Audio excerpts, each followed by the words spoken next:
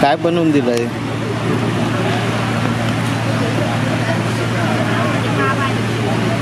नातवासाठी काय बनवून दिलं?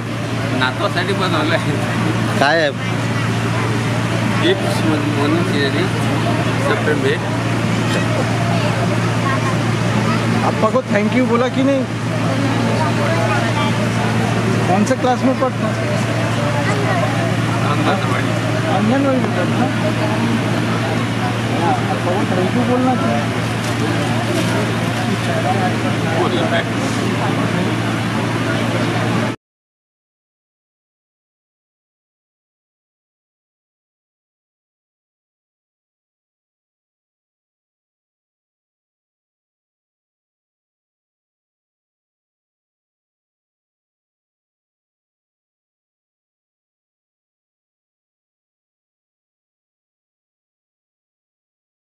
महाराष्ट्र कारागृह विभागाचा जो ध्वजदिन आहे तो 1 सप्टेंबर रोजी मनवण्यात येत असतो.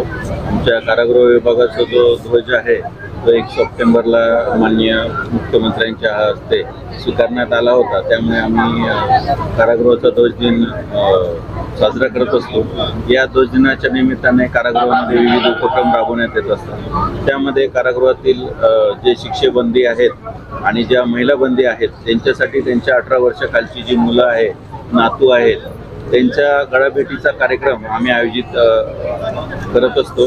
त्या अंतर्गतच आज आम्ही नागपूर मध्यवर्ती कारागृह येथे माननीय अपर पोलीस महासंचालक श्री प्रशांत बुर्डे साहेब आणि डॉक्टर श्री जालिंदर सुपेकर साहेब विशेष पोलीस महानिरीक्षक आणि पूर्व विभागाचे कारागृह उपमहानिरीक्षक माननीय स्वाती साठे मॅडम यांच्या मार्गदर्शनाखाली कारागृहातील बंद्यांचा गळाभेट कार्यक्रम आयोजित केलेला आहे.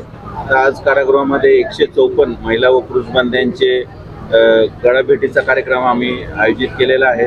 त्यामध्ये 27 महिलांची मुलं जी आहेत ती भेटायला येणार आहे आणि जवळपास 255 जी महिलांची व पुरुषांची जी मुलं आहेत 18 वर्षाखालची किंवा नातवंड आहेत ती भेटायला येणार आहे.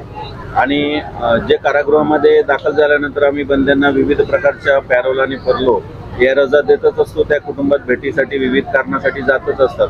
परंतु जे बंदी पॅरोल फर्लोवर जाऊ शकले नाही किंवा त्यांची भेट होऊ शकलेली नाही आहे तर या गळाभेटीच्या निमित्ताने त्यांचे मुलांसोबत भेट होऊ शकते. बरेच बंदी असे असतात की ज्यांना या रजा दिल्यासाठी अडचणी येत असतात.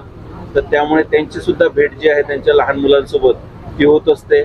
मुलांना आपल्या आईवडिलांच्या सोबत बसून एक वेगळ्या प्रकारची भावना निर्माण होत असते आणि जो काही त्यांचा प्रेमानुबंध आहे तो त्यामुळे तयार होत असतो. बंद्यांचा जो तणाव असतो कुटुंबाबद्दलचा तो सुद्धा त्यामुळे कमी होत असतो आणि या उपक्रमामुळे कारागृह प्रशासन, बंदी आणि त्यांचे नातेवाईक यामध्ये जी असलेली दरी आहे ती कमी होण्याचा प्रयत्न होत असतो.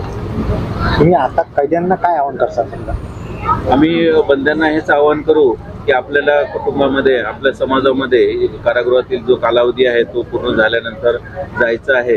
ते जाण्यासाठी आपण म्हणजे चांगलं स्किल कारागृहामध्ये डेव्हलप करायचं आहे, चांगली वर्तणूक आपली ठेवायची आहे आणि कारागृहामध्ये जे विविध उद्योग आणि विविध उपक्रम आहे त्यामध्ये सहभागी होऊन त्यांनी जर स्वतःचे कौशल्य विकसित केलं तर कारागृहातून सुटल्यानंतर त्यांचं पुनर्वसन होण्यासाठी ते स्वावलंबी आणि स्वयंरोजगार मिळण्याची क्षमता त्याच्यामध्ये तयार होणार आहे. त्यामुळे त्यांनी कारागृहामधील विविध उद्योगामध्ये काम करून विविध उपक्रमामध्ये, विविध कौशल्य विकास प्रशिक्षणामध्ये सहभागी व्हायचं आहे आणि ते सुटल्यानंतर त्यांच्या कुटुंबाची उपजीविका पूर्ण करण्यासाठी त्यांना मदत मिळणार आहे. हेच मी त्यांना आवाहन करतो. कारागृहाच्या अधिकाऱ्याची तुम्हाला काय सहकार्य आहे? कारागृहामध्ये आमच्या कारागृह अधिकारी आणि कर्मचारी यांचं जे मुख्य काम आहे ते बंद्यांचं सुधारणा आणि पुनर्वसन तर आहेतच, परंतु विविध जबाबदाऱ्या सांभाळून बंद्यांकडे मानवीय हेतीने बघून आणि त्यांची जी काही घटना घडलेली आहे त्याचा विचार न करता त्यांना मदत उपलब्ध करून देणं हे मोठ्या प्रमाणामध्ये आमचे कारागृह कर्मचारी अधिकारी करत असतात. तसंच आमच्याकडे प्रयास संस्था जी आहे त्यांच्या माध्यमातून आम्ही त्यांच्या पाल्यांशी संपर्क साधत असतो आणि त्यांच्या पाल्यांचा त्यांच्या बंद्यांशी संपर्क करून देण्यासाठी प्रयास ही संस्था आमच्याकडे खूप चांगलं काम करत आहे. त्यांचे 3 सोशल वर्कर आमच्याकडे काम करत आहे. त्यांच्या माध्यमातून आम्ही बंद्यांच्या मुलांशी नातेवाईकांशी संपर्क करत असतो. बंद्यांच्या मुलांना बालसंगोपन योजना असेल किंवा काही शैक्षणिक कामामध्ये काही अडथळे वगैरे येत असतील तर ते आम्ही त्यांच्या साहाय्याने दूर करायचा प्रयत्न करतो.